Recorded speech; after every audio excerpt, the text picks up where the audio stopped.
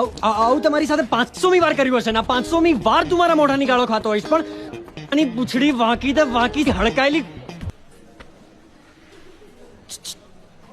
એડવર્ટાઇઝમેન્ટના કેટલા મળે? T shirt નીચે લે અથવા પેન્ટ ઉપર કર, નહીં તો જે કંપનીનો અંડરવેર પહેરતો હોય ને એની પાસેથી એડવર્ટાઇઝમેન્ટના પૈસા લે, સમજો?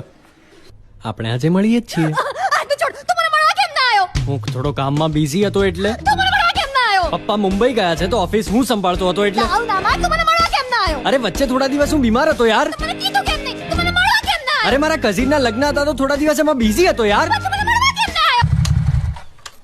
હા ઈશા, સોરી. કોફીનું તો નામ જ ના લેતી મારી સામે. રિલેક્સ.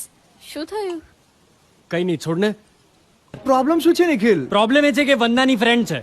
વંદના કોણ છે? એનું એક્સ બૈરું. હા તો હવે યાર એની ફ્રેન્ડને ફેરવ્યા પછી હું એની પાસે જઉં તો એ મારા માટે કેવું વિચારે કે મારી જ ફ્રેન્ડનો એક્સ બોયફ્રેન્ડ હવે મારી પાછળ પડ્યો છે. એવું કોઈ જ કશું વિચારવાનું નથી, તો બેસ શાંતિથી બેસ.